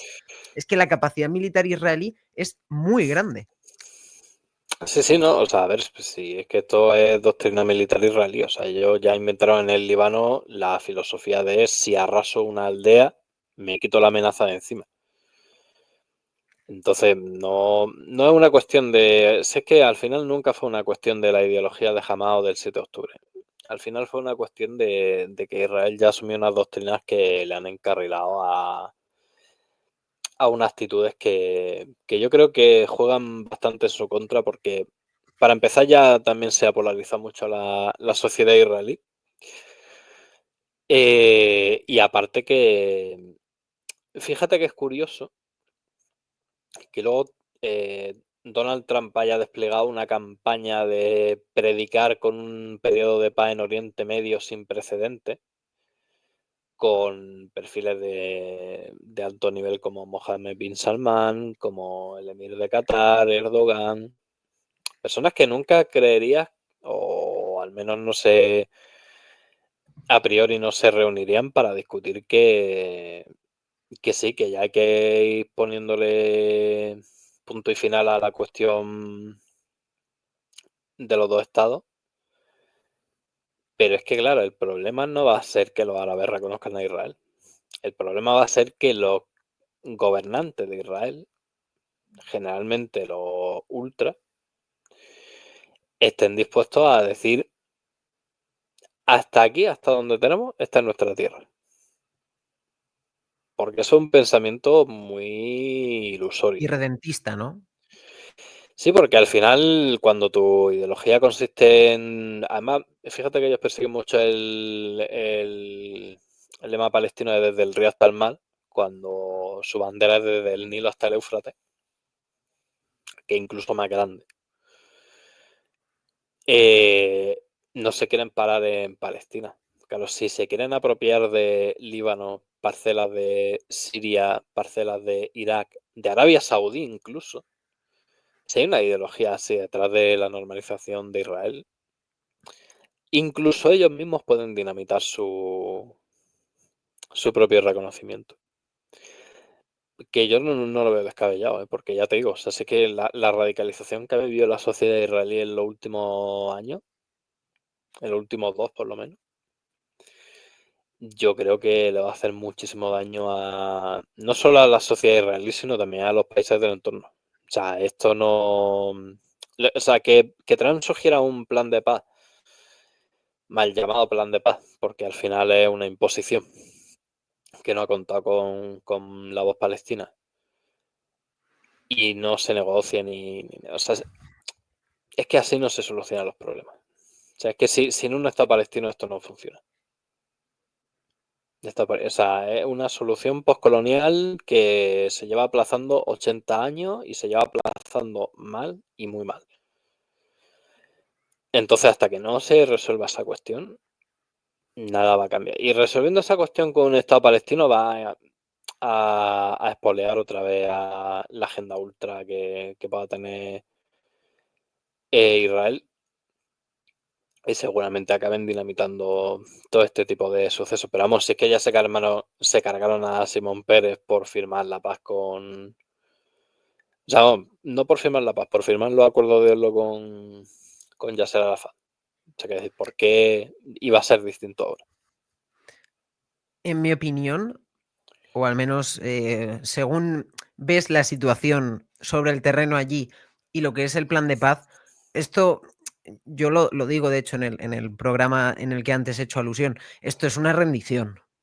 Quiero decir, esto no es una tregua, es como cuando Alemania se rinde en 1918, que hay una carta de Hindenburg en la que le dice a su, bueno, informa de que ya no le quedan hombres, ya no le quedan alemanes sanos en edad para enviar, para satisfacer los relevos que requiere el frente occidental, pues esto es algo así. Yo no sé hasta qué punto han visto que al final la tendencia es no se podía solucionar, es decir, jamás por las armas no iba a poder revertir la situación bajo ningún concepto.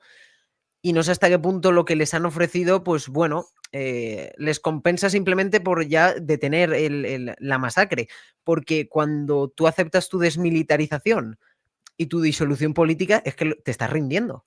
Al menos es la lectura que Sí, yo hago. pero es que claro, el problema es que ellos no han aceptado eso. Por eso te Claro, digo que no, eso es yo... lo que figura en el plan, digamos, o al menos lo que yo pude leer Sí, sí, del no, plan claro, o sea, general. Vale. en el plan figura eso. Y a eso es a lo que iba. Yo a eso no le llamo plan de paz porque a mí me parece una campaña de marketing y ya está. O sea, la escena de Sharm el Sheikh con todos los líderes árabes y Donald Trump y los líderes europeos con su foto de familia, todo el mundo unido por la paz, quedó preciosa. Pero ahora vámonos al terreno. En el terreno hemos vivido un alto el fuego que se ha llevado por delante a más de 200 palestinos y que todavía se sigue, o sea, es que están atascados en la primera fase del alto el fuego porque jamás no se quiere desmilitarizar y ha dicho que no quiere entregar la arma. Que la devolución de rehenes ha sido muy atropellada. Que Israel ha dicho que ni por asomo va a permitir que jamás siga viviendo como entidad política o como entidad militar y jamás está bien empeñada en ser la futura policía de la Gaza del día de mañana. Es que por eso te digo que es que no ha sido un plan de paz, es que ha sido un plan de marketing precioso para la galería, pero que a efectos prácticos en el terreno no ha servido para absolutamente nada. Es decir, no Y es por eso a mí, siquiera una rendición, es un parche.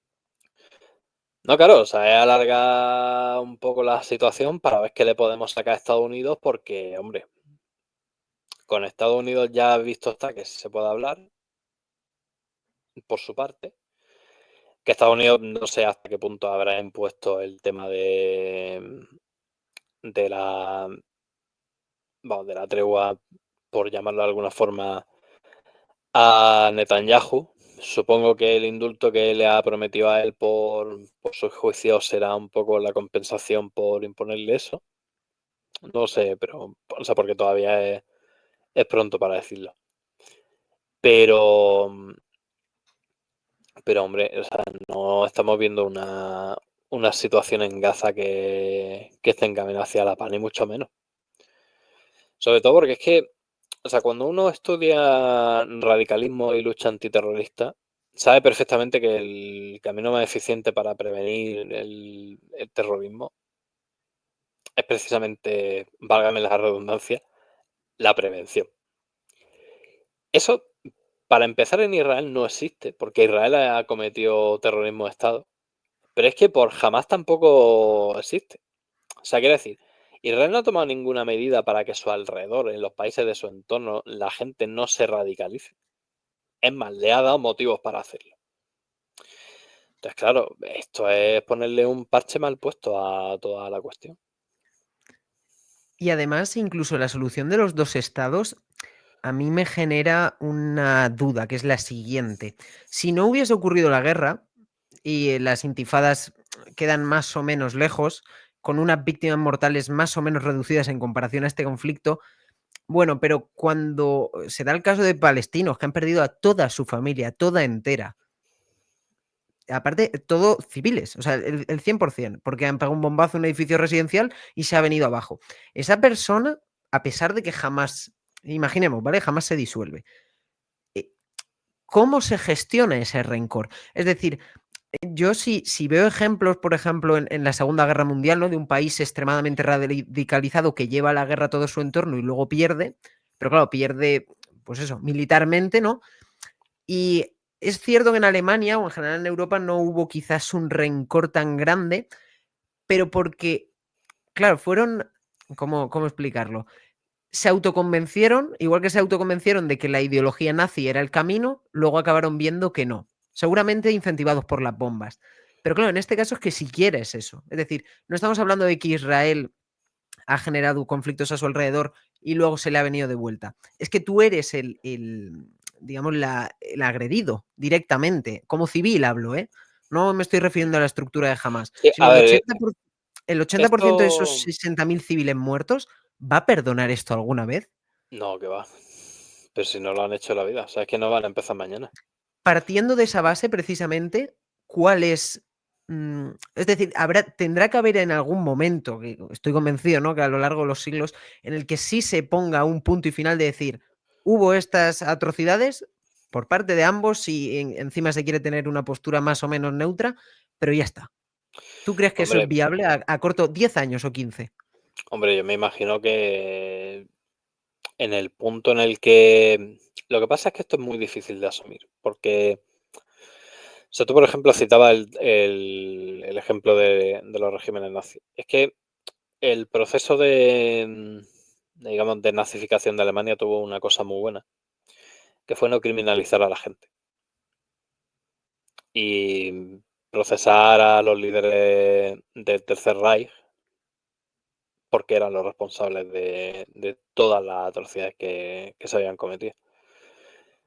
¿Qué pasa? Que es que si tú criminalizas al pueblo palestino porque no puedes criminalizar otra cosa porque no son una entidad política, pues al final es que vivir un proceso así es complicado.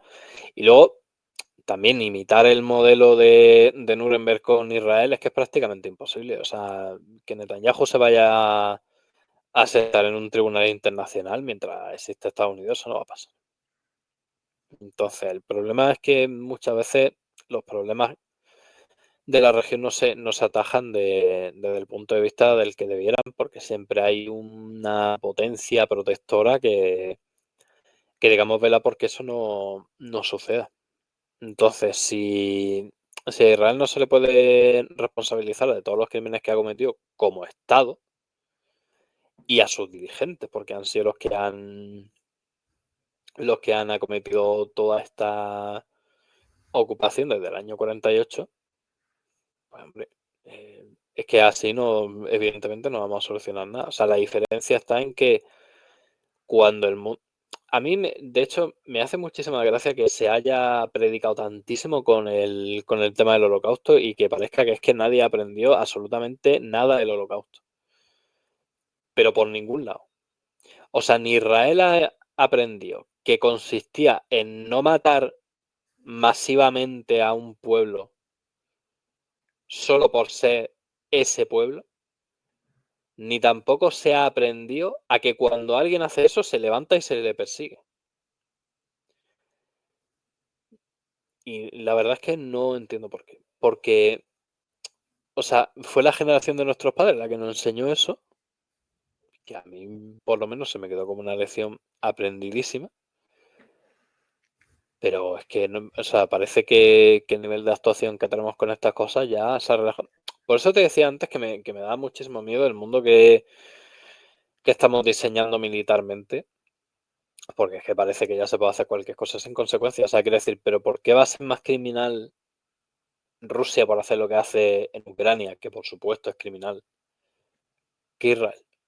O sea, ¿por qué el baremo legal no es el mismo para todo el mundo? A mí también siempre se me ha dicho, bueno, por lo menos también se ha predicado muchísimo con la idea de que el escenario global post Segunda Guerra Mundial era un escenario de seguridad porque la proliferación de armas nucleares había hecho que, claro, como las dos potencias grandes no se iban a matar, aquí ya no se va a matar nadie. Eso es mentira. O sea, el orden post Segunda Guerra Mundial es literalmente un régimen de abusones internacionales al que nadie le puede decir nada, ni se le puede responder de ninguna forma, porque te oblitera. Y todo eso sumado a una serie de compendios legislativos internacionales que esto está que es que no sirven para nada. Existen para los terceros países, o sea, cuando hay que ejecutar a generales y responsables políticos de la guerra de los Balcanes, pues sí sirve porque a nadie le importan los Balcanes, por desgracia, internacionalmente. Pero cuando se trata de Israel, que es el mejor amigo de Estados Unidos, no, tú no vas a ver un líder de Israel en un banquillo en la vida. Es Que que ese es el además problema. creo que precisamente la base de el discurso hacia el que habría que avanzar es el de no criminalizar al israelí promedio, que es, quiero decir, que él no tiene culpa. Es como si ahora a España le da por, no sé, bombardear Madeira. ¿Qué culpa tendremos tú y yo, no? Em, porque precisamente esa perspectiva es la que creo que puede contribuir a algo. Porque al final yo he tenido conocidos que me han preguntado, oye, pero ¿y la comunidad internacional no puede hacer nada? Sobre todo con Rusia. ¿Pero no pueden parar a Putin?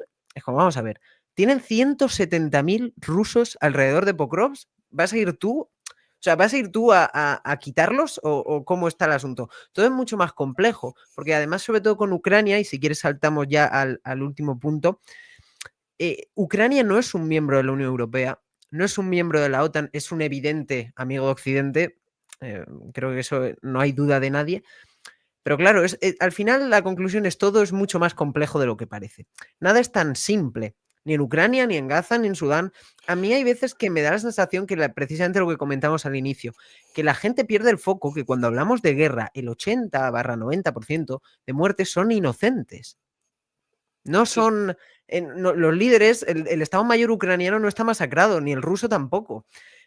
Entonces, creo que si se pudiese ir transmitiendo en ese sentido, es decir, la prioridad es la paz. A partir de la paz, a partir de que ya no caigan más bombas, se pueden reconstruir las cosas. Pero precisamente con este alto al fuego descafeinado, en el que la tasa de mortalidad se ha reducido, creo, un 7-8 veces, pero porque antes era altísima. Entonces, claro, ahora parece como que es poco, incluso que mueran al día 8 o 7 palestinos por el alto al fuego. Entonces, todo esto llevado, por ejemplo, a Ucrania, ya insisto, para ir concluyendo, A Ucrania estamos viendo que es una guerra de desgaste en la que los drones tienen un papel clave, ¿no? Lo siguiente, ¿Putin se quedará en el Donbass? ¿Aspira a más? ¿Pretende que le fuercen también una especie de plan de paz mágico en el que... ¿Cuál es tu opinión respecto a esto? Ni siquiera es mi opinión, es que una cosa que ha dicho abiertamente el Kremlin, que es que su aspiración es recuperar toda la zona de influencia que tenía cuando cayó la Unión Soviética.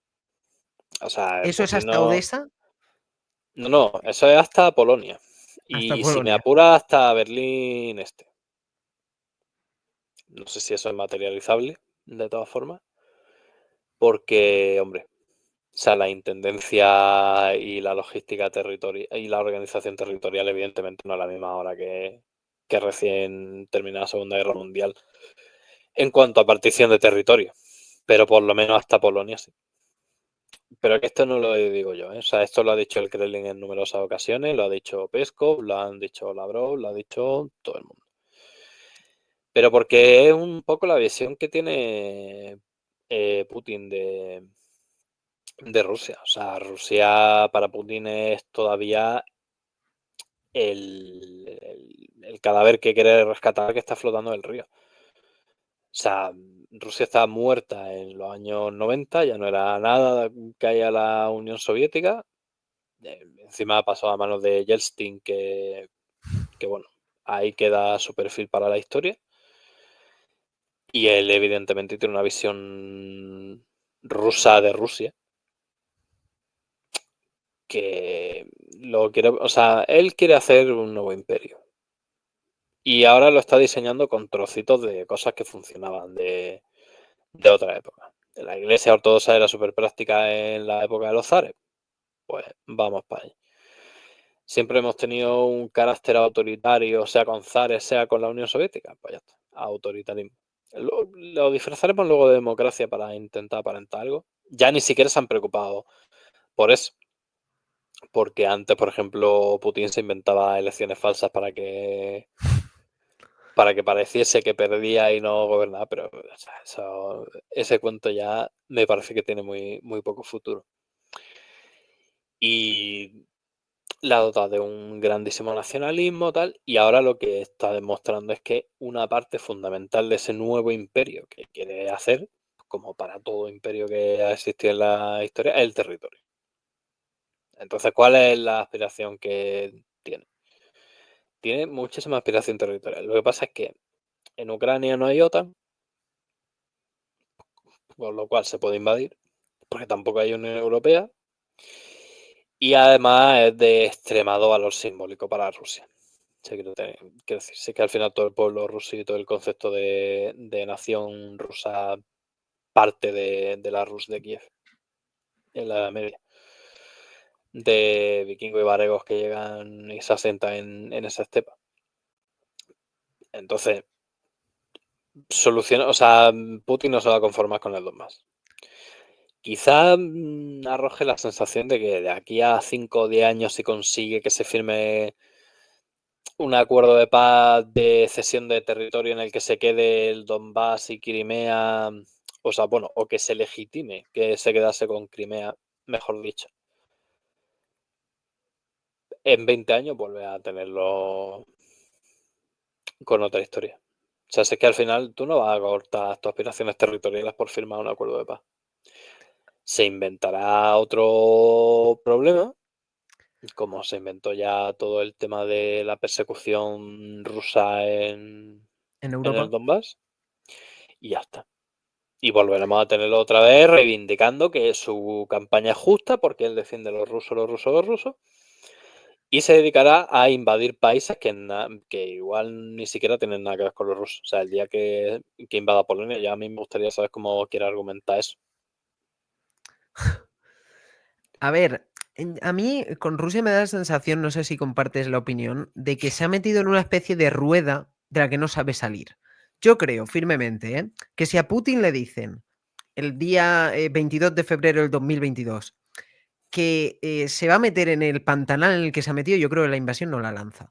Porque toda la operación, incluso a nivel de marketing, pero luego a nivel de incluso operatividad táctica en el terreno, eran columnas orientadas a tomar la capital, a hacer una operación rápida y supongo pues que luego un cambio de régimen. Poner, no, cambiar o una... sea, sí, Es desde decir, luego a Putin le dicen el desgaste hace 4 militar de años Rusia ha que, sido, y el claro, que va a producto. encajar más de 1 millón de bajas, yo creo que bajo. Es que A ver, además, de todas formas, o sea, yo como periodista tengo que señalar una cosa, o sea, las cifras que da Rusia y las cifras que da Ucrania no son reales. Porque mucha sí, de la, o sea, pero la gran parte de propaganda de la guerra gira en torno a eso. Puede haber informes de inteligencia que apunten. Las cifras oficiales solo las saben tanto Kiev como Moscú. Y yo creo que hasta que no se zanje esto, incluso cuando se zanje, creo que vamos a tardar en verla. ¿y en tu opinión son más o menos de las que se anuncian? Ay, son más. Más. Por lo menos para Ucrania son más. No, para Ucrania, desde luego. Mi gran Para Ucrania problema a son la más hora de tratar porque el tema no y salen. lo ucraniano que lo ucraniano lo sabe. O sea, que cuando tú hablas con un ucraniano dices, es que nos están dando las cifras para no desmoralizar al ejército. Tú Sí, sí, sabes sí, que sí. no te la están dando y sabes por qué no te la están dando. Y a ti te parece bien. Que, que vale, que si a ellos les parece bien, fantástico. Ahora, la contribución a la verdad que podemos hacer nosotros con ese respecto, si las cifras, pues hombre, queda un poco más limitada porque no podemos tener una percepción del alcance real de la guerra, pero en Ucrania desde luego que son más. O sea, es que no pueden ser menos. O sea, por cojones tienen que ser más. Yo una vez hice una reflexión en cuanto precisamente a lo del millón, cuando salió la noticia. Porque desde luego sí, ojalá yo encontrar una fuente que diga cuántas bajas de verdad tiene Ucrania, porque poco menos que puedes hacer estimaciones de ideas, proporciones, pero que en Occidente cifras sobre las bajas ucranianas apenas hay. Sobre Rusia sí, hay muchas más. Y yo en su día hice una reflexión, dije, vale, vamos a suponer que no es, por aquel momento eran 800.000 las que se decían, vamos a suponer que son la mitad, que eso sí, igual que no creo que sean, yo tampoco al 100%, porque son bajas de un conflicto activo, no creo que sean 1 millón, pero tampoco creo que sean la mitad, ni de, eso lo dudo muchísimo, pero aún así, aún siendo la mitad, sigue siendo una carnicería igual, llega un punto en que no sé si es que, no sé, perdemos la percepción, no tenemos la capacidad de imaginarnos ni 20.000 bajas, entonces 1 millón o medio millón o 300.000 parece como si lo comparas con la guerra mundial, sí parece poco, pero sigue siendo una barbaridad. Sigue siendo Sí, no, o sea, sí, al los final países es se que, desangran, claro, o sea, es que tanto Rusia como Ucrania. plantearse, o sea, esos números plantearse como si en cuestión de 3 años se hubiese acabado con la mitad de la población de Gaza, Sí, más o menos. algo así. Pero vamos, planteándonos que estas cifras fuesen reales, pero sí, sí, o sea, sí, o sea, al final esta guerra, o sea, sobre todo en la época, yo me acuerdo de estar hablando con un colega periodista que me dijo que en la época de asalto ruso de Bakhmut, que aquello era una picadora de carne, de que la esperanza de vida estaba en los 10 minutos, desde que llegaba. O sea, tú te bajabas de un vehículo, la esperanza media de vida eran 10 minutos para un soldado ucraniano. Entonces, el nivel de violencia ha sido grandísimo, claro. Pasa que también es un país muy grande.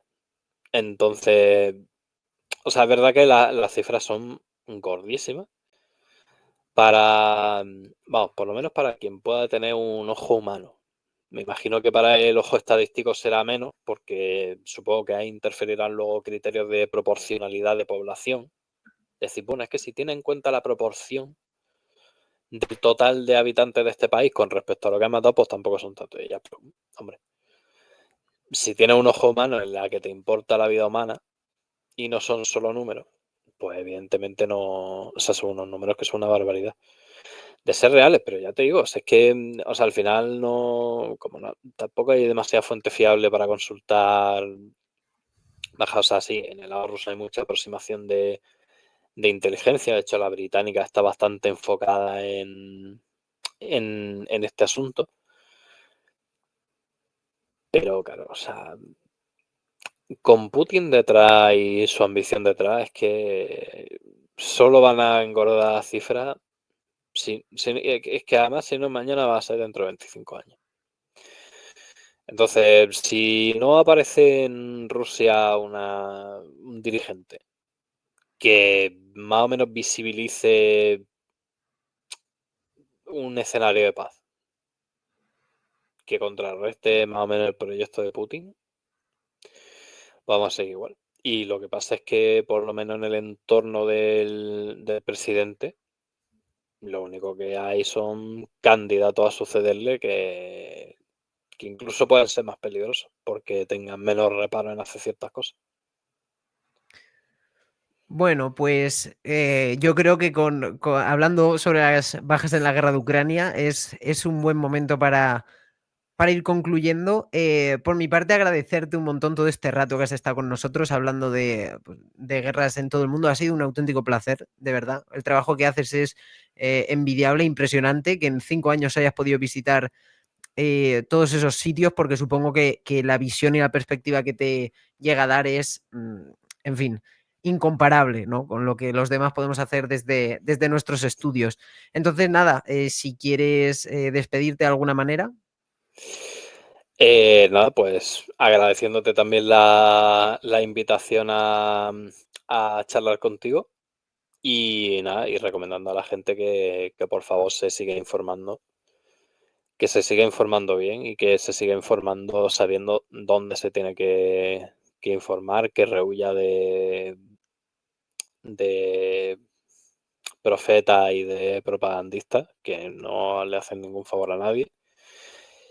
Y que por favor piensen en la paz que tienen, que no es gratis y que hay que No. conservarla y que se valore. Muy, muy buen mensaje, estoy muy de acuerdo con esto último. Hay veces que acostumbrados a lo que tenemos no se valora. Bueno, pues si os ha gustado este podcast, por supuesto, dejad un like. Si queréis más episodios, suscribiros y en comentarios estaremos leyendo todas vuestras opiniones. Además, abajo en la descripción pondré todas las redes de Pablo para que aquellos que le queráis seguir, pues lo hagáis y podáis tener un mayor control del trabajo que va haciendo. Y por mi parte, nada más. Esto ha sido el segundo episodio de Las Guerras de hoy y nos vemos a la próxima.